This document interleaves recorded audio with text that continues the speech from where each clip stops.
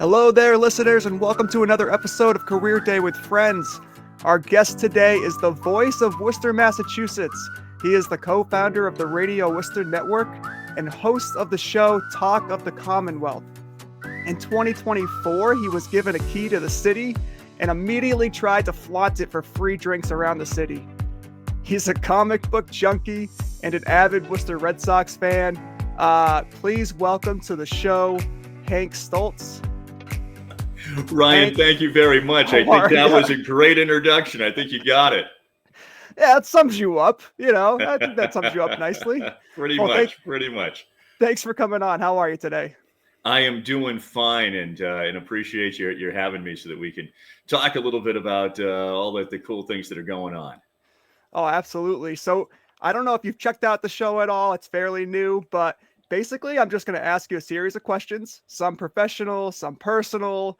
I hope I hit on some nostalgic events for you. And then we're going to wrap it up in a fun way. Perfect. Very good. Let's dive into it.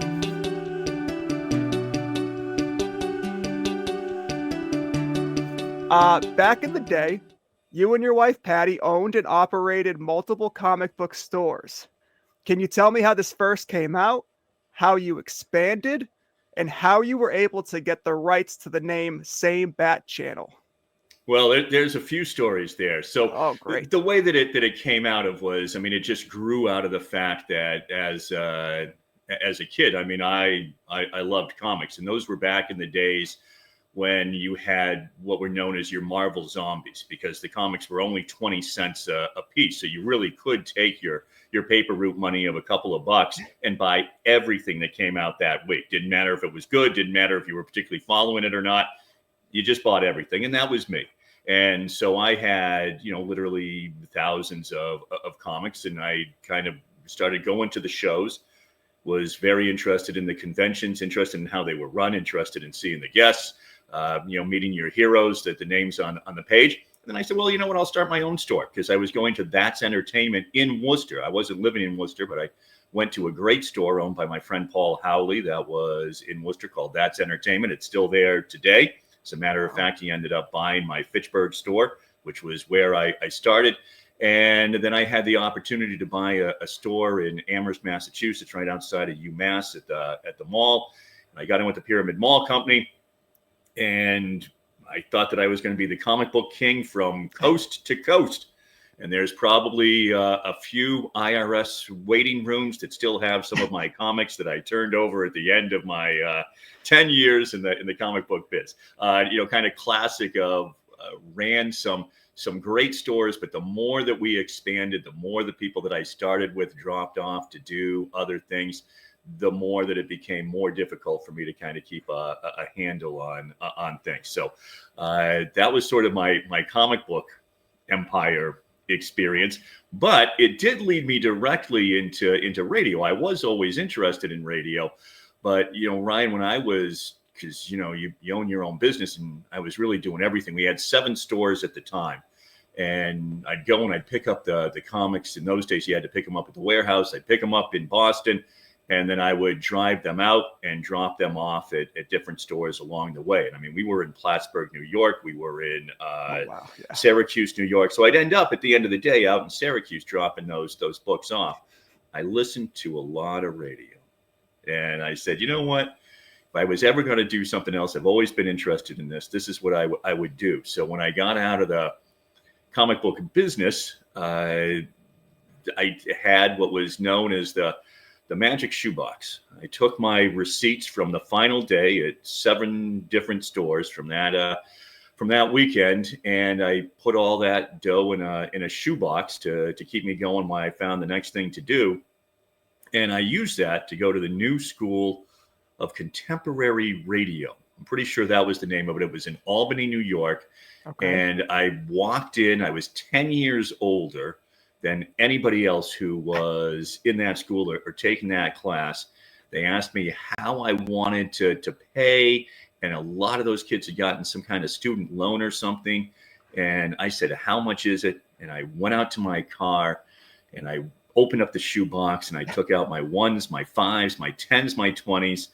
I don't know what business they might have thought that I was in. Sure, yeah. And I went walking back in and paid my few $1,000s in tuition in cash. And that began my radio career.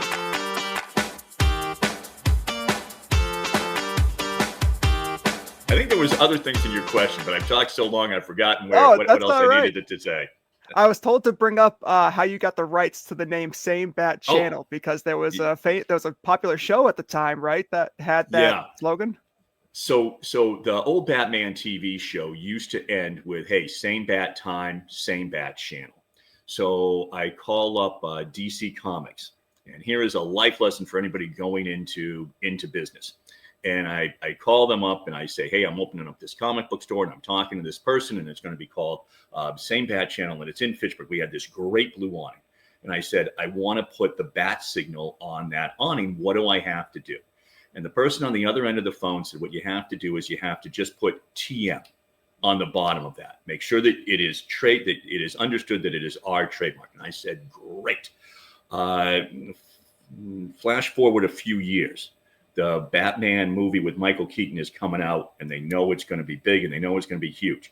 And lo and behold, they start to really look around and force these copyrights, things that they hadn't probably paid much attention to. Sure. So I get a call about how I've got to take it down. And I explain, I talked to you guys and everything else. And they go, "Great. Is it in writing?" And I go, "No, I mean, but you guys said that I could do it." And they said, "Oh, I had an attorney at the time." So I said, "Can you just smooth this over?" He calls me back and he's kind of laughing, but he's fairly serious too. And he goes, you can keep the name, but you are definitely going to have to take that logo down." And I said, "Really?" He goes, "You don't understand." He goes, "They have like 8x10 glossy pictures of the outside of your store. They have this private detective who's going around. He's taking photos of people who are like, perhaps copyright infringement.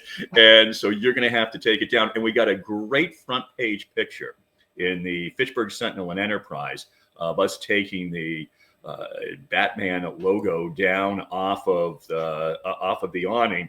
And that the headline was something about how DC superheroes crush local businessman come down and play hardball. So we actually got some great publicity out of it, but it was a cool sign that I'm sorry that we had to take down. Do you still have it? No, you know what? I don't actually know. I was just thinking about that. Where did that end up? It was in my father's basement in Westminster for a lot of years. And I think when that house got sold, probably there is somebody right now who over his bar in his man cave has a very, very cool bat signal hanging up. So Hank Stolz versus DC Comics. I love it. I love that story. And it turned out they were stronger than I was, for sure. Yeah, go figure. Go figure.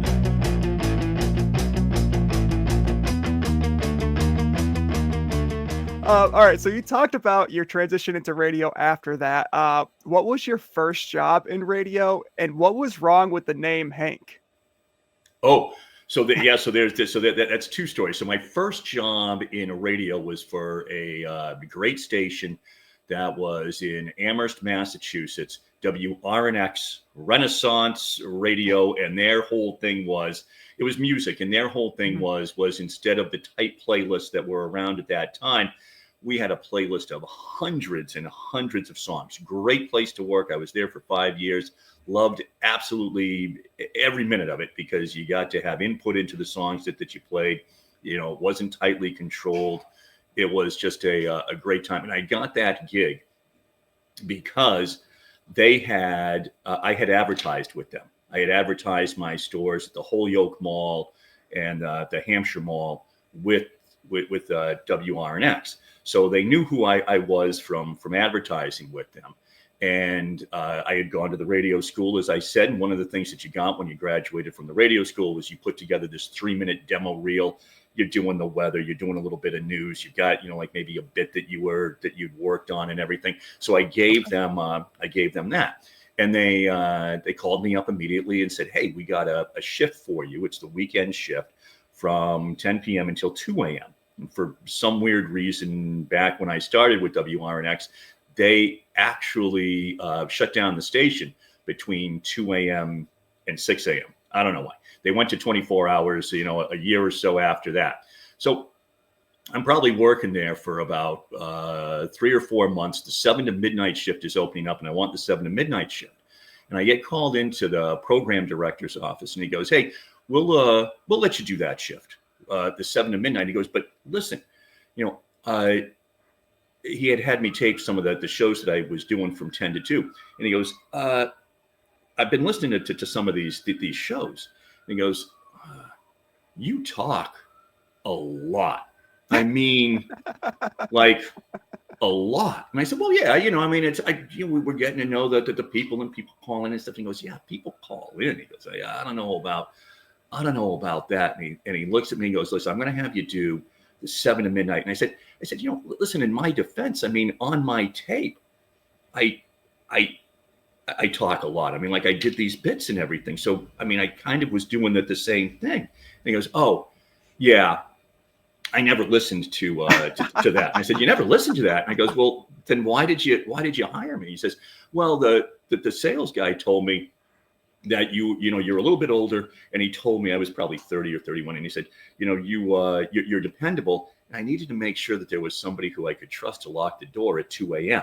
So that's why that's why I got the gig, not because of my great radio voice or because of my great knowledge of music or because of these great stories that I tell, but because I looked honest and dependable and would close the door at 2 a.m. without walking off with a bunch of stuff from the station." So he said, disarming presence. Yeah, exactly. He goes, "You can do 7 to midnight." He goes, "But here's what I want you to do." I said, "Yeah."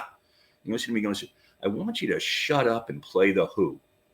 And I think that is great life advice for anybody out there. Sometimes you just got to shut up, play The Who.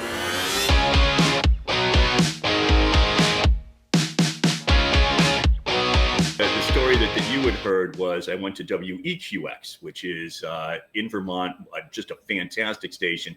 Named EQX comes from Equinox Mountain. There's a fun fact for anybody who, has their favorite station and favorite call letters. Almost all those call letters stood for something at one time or another. And EQX stands for Equinox Mountain. So I arrive, and I'm very excited. They were very hot at the time. They were this 50,000 watt station. They could be heard in Albany, but they were getting great ratings. They were playing all of this great music. They'd been recognized in Rolling Stone as having broken the Spin Doctors to Prince's. So they were a hot station at the time. And I was coming in to do 10 to 2. And they had a live lunch that was a lot of fun to do and everything else. And I want to be clear, I was there for like a cup of coffee. It was only there for a very short period of time, but it was a great time, great folks. And as I arrive, and I'm going on and I'm getting ready, and literally, I'm getting ready to go on for my first show, and I meet the station owner, and man, he was a trip. What a character. And he comes walking in, and I hadn't met him because I'd been hired by the program director, and he's talking to me and everything. And he goes, "So your name is Hank?" And I go, "Yeah." He goes, "That is an old man's name, and we can't have that on the station." And I laugh, right? Like, yeah, okay. I'm going on in like 10 minutes. He goes, "Don't say your name today and come up with something." You can't be serious. Yep. Nope. Hank is an old man's name. Don't say it today. Come up with something.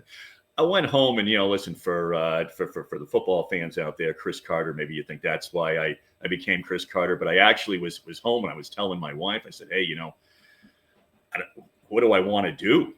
I can't, do I walk out? Do I say, no, this is my name?" But she's like, "Yeah, I don't know. I don't think we should do that." I said, "Oh, okay, I guess I should come up with a name." We were watching X-Files, and at the end, of course, it comes on and says created by Chris Carter. So I said, "All right, I'll be Chris Carter." I had been there for a couple of weeks getting ready. So every other jock, because in the live lunch we would go and it would be these remotes, and I'd contact them and I'd be in the studio doing the live lunch. And then they would call in, and I'd say, "Okay, Chris Carter with the live lunch in WEQX," and then they would always go, "All right, Hank, hey, see you back at the station." So I don't know. I think it must have been confusing for the listener as to just what exactly my name was. Oh man, that's hilarious. And for those that are listening to this show that were born after the year 2000, Chris Carter was a wide receiver for the Minnesota Vikings in the 90s. And that's where most people thought that I got it, but it actually came from the X-Files. I think Hank's a good name, and it's probably circling back. Right. These like older names are coming back. Yeah, they really are. Now, Henry is like in the top 10 across the United States. So there's all these younger Henrys that I keep meeting.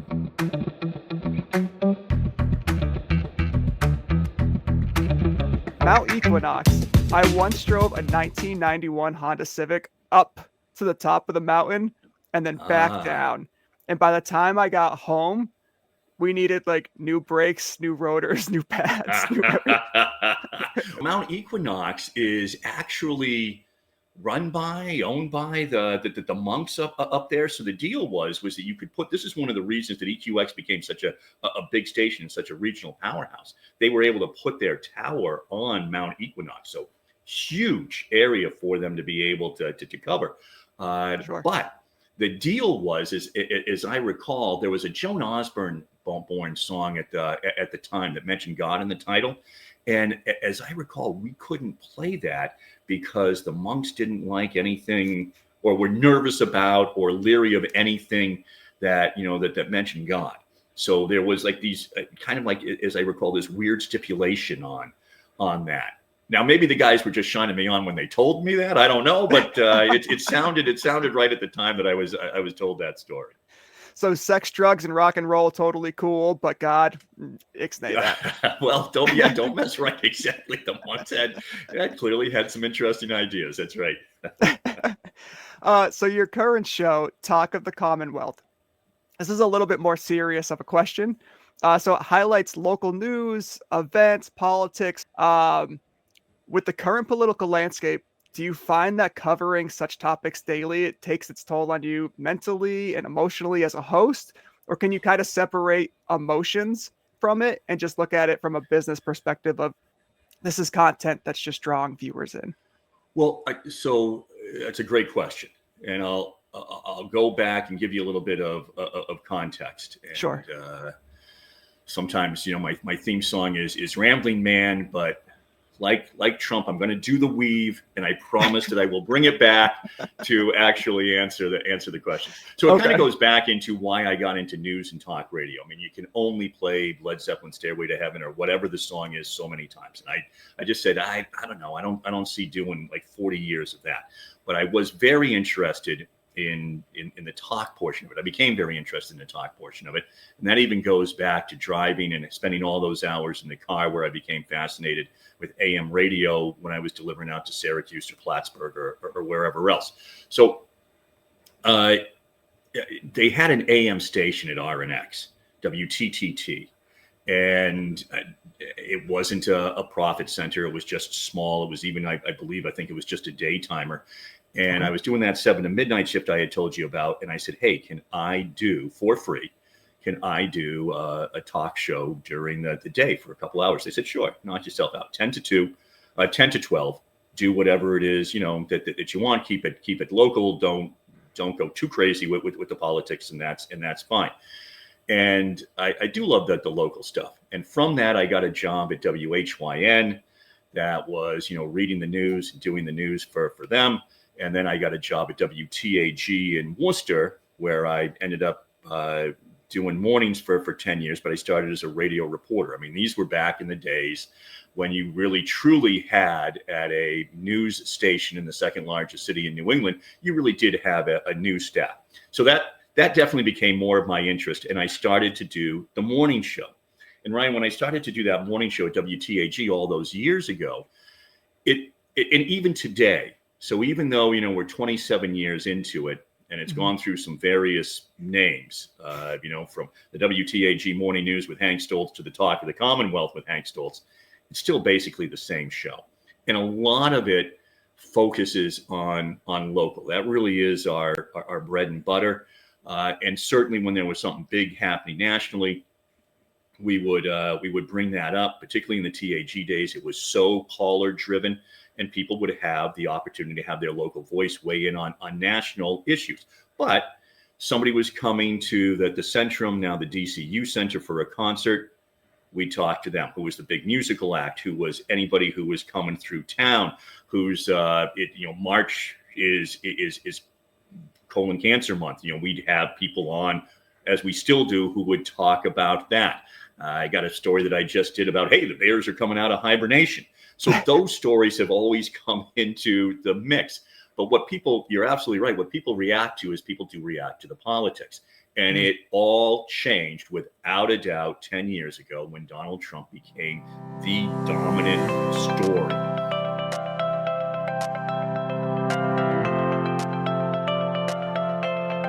But here is the difference over the 10 years. So you would make fun of, George W. Bush in the way in which he says nuclear. You would make fun of Obama. You would make fun of even going back, Bill Clinton. You would make fun of the president, not in a mean-spirited way, but everybody, both sides of the aisle, would laugh.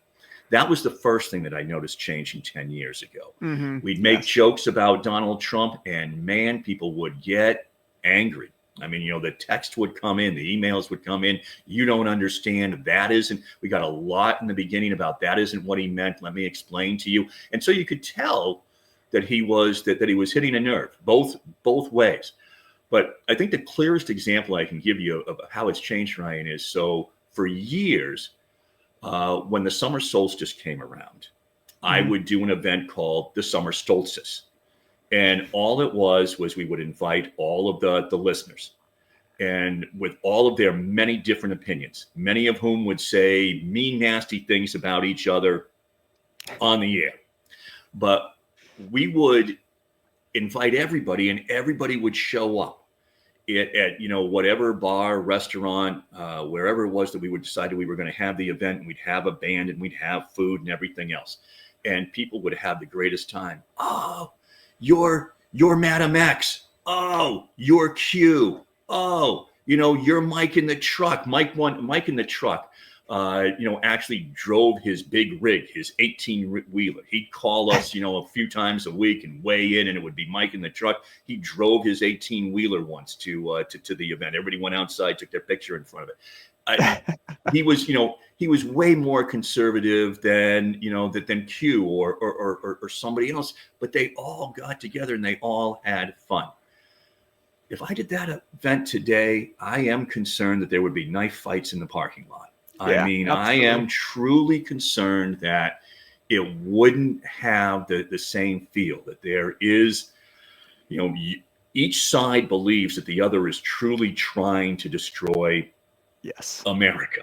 So that comes into the show, and that certainly then, gets you listeners and drives social media. But I don't know. I think I like to think, some of the listeners may tell me that I'm crazy.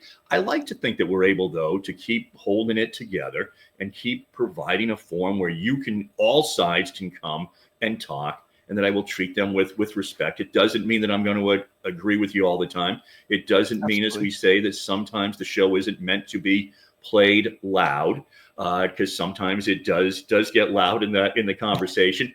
But we still try to bring all of that in.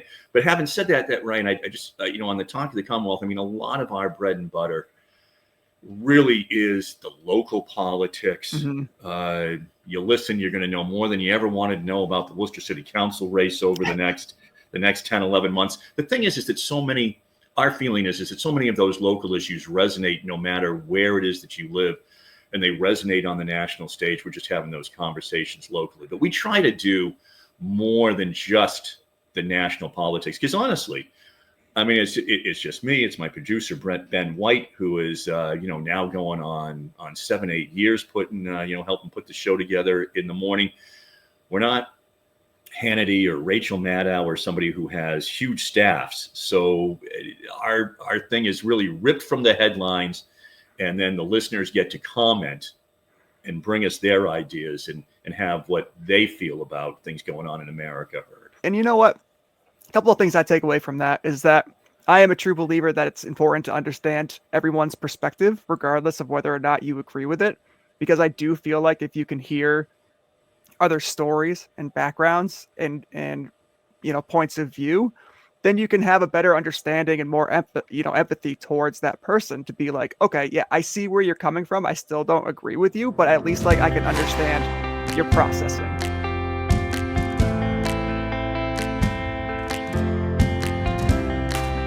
I think in the last 10 years, this social media has just the way it's taken off and the way people are always on the defense for whoever they align with and the way that they're attacked. I think that takes away from being able to poke fun at presidents, at candidates, at Yeah. congressmen, at whoever. So I think those are the kind of the two big things that I take from that story. But Yeah, I'll tell you, Ryan. I mean, that's something that we just talked literally about on the show the other day, and we did it locally.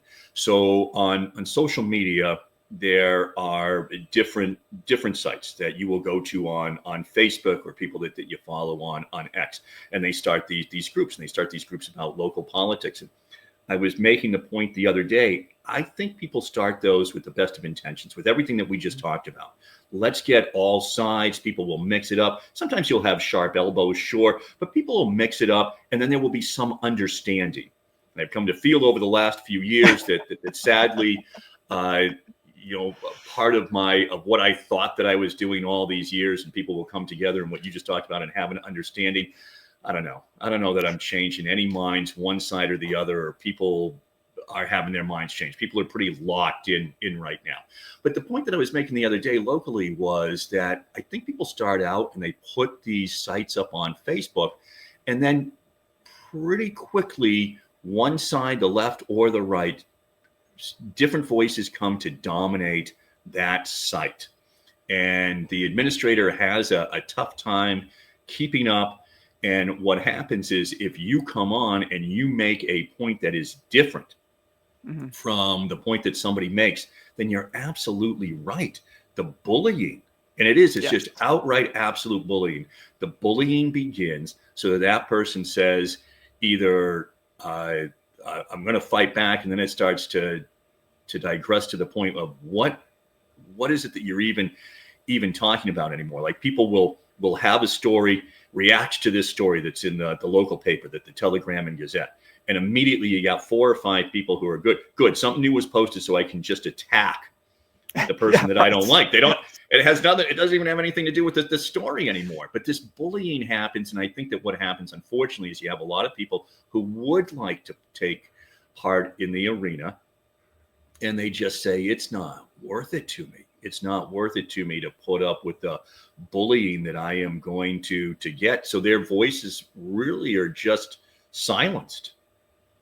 Yeah, absolutely. That's a really good point. And it's like sharks circling the raft and just waiting for somebody to fall out of the raft so they can attack. And that's what it's like on there. And people are silenced because of that.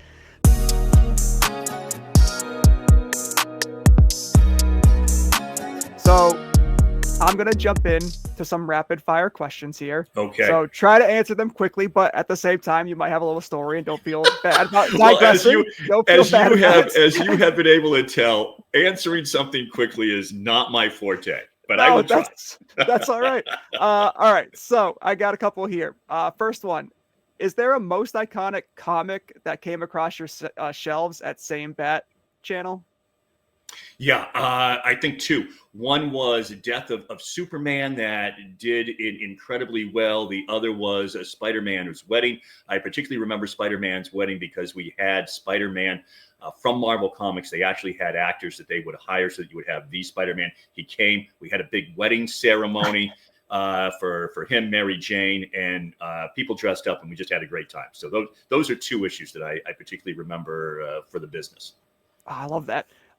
Most memorable caller during your time in radio? Oh my gosh, would have to be Gordon, who is no longer with us. I had made some comment, and he called up. This was in the dawning days of social media. It was something about somebody had flown a plane into the IRS, and he took my comment, which was an actual quote, but completely out of context, posted it on social media. This was the first time I saw the power of it, that made it seem as if I was somehow in favor of people flying planes into the IRS. So I remember that call. That was one that we played aloud because I said, man, what have you done to me? So yes, I that was an iconic. Oh no, sure. I was hoping for a more positive story, but ooh, that's rough. That's the one that sticks in my mind, I'll tell you. No, I bet it does. Is there a most memorable interview that you've had? Oh, I will tell you that I have had the honor of interviewing President H.W. Bush. So I mean, I was excited for that one, even a little bit nervous, but because of kind of my pop culture roots, when I got to talk to Don Wells, Marianne from Gilligan's Island, man, I mean, that was it. Yeah, I loved that interview. Oh man, all right, we're going to have you come back on to just talk about those two stories there, because I'd love to dissect that. As a Woo Sox fan, over the last few seasons, what is your favorite moment from the team's short history? Boy, I will tell you, right from the very start, I loved opening day. I love all that pomp and circumstance stuff. So the fact that opening day and James Taylor and his son, Henry, I believe, came out and sang the national anthem. So, I mean, just hooked from the very beginning. And then was it in that, I want to say it was in that first homestand, but I might be romanticizing this a little bit.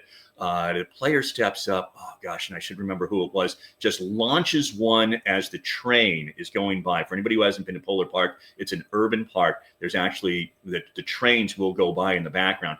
He launches this massive homer and bangs it off the side of the train. And, nice. Everybody just kind of turned to each other and said, is there anything better than this? This is, I mean, we've got this great ballpark now. It was banged out with 10,000 people, and just something like that happened, and the place just went crazy. That's amazing. That's definitely an iconic moment for sure.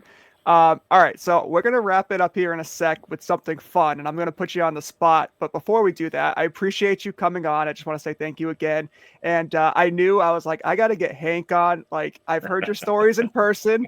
I know usually it's with a few beers in you, which is, even makes it a little bit more heightened or whatever. And who's to say that hasn't happened already today? That's true. 9:30 in the morning. But well, yeah, Well, thank you so much. I just really appreciate you doing this. So this is how we're going to end it. I'm gonna play a clip from one of my favorite baseball moments, and I want you to use that wonderful radio voice to commentate the clip. All right, but there's some caveats to it. So we're gonna pretend that the batter is Hank Stolz. Okay, the catcher is Donald Trump, and the pitcher is Joe Biden. And then afterwards, I'll reveal to the listeners who the actual players were. Okay? Okay. It's going to be quick, so just be ready. Okay. All right, here we go. All right, Stolz steps in. He's eyeing. Here comes the first pitch. It's a little bit inside. He gives a quick kung fu kick to Donald Trump, the catcher. Now he's taking on the entire team. Joe Biden wandering seemingly aimlessly, but I assume he understands what is happening at this moment. I don't see Trump getting involved in this melee at all. But yeah, Stolz just taking it to the entire team. There he is down. Throwing a one punch at Joe Biden, who again now is starting to move back from the mound. That was perfect. I couldn't have pictured it any better. That was amazing. So that was Izzy Alcantara. This is from the 90s, or the early 2000s. Catcher was Jeremy Salazar, and the pitcher was Blas Cedeno. None of those guys had significant big league careers, so it's all good. The kung fu kick to the chest of the catcher. Wow. And that was a Pawtucket Red Sox game before they became the Woo Sox. It's still part of that team's history. Wow. That's awesome. I mean, we just need Carl Douglas's Kung Fu Fighting to be playing in the background. That's it. I'll add that post-production. So that'll work. All right, Hank. Thank you so much for coming on, man. This is a lot of fun. Appreciate it. Everybody was Kung Fu fighting. Those kids were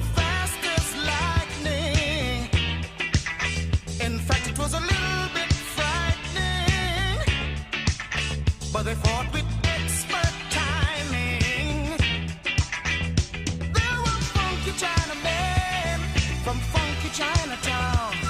They were chopping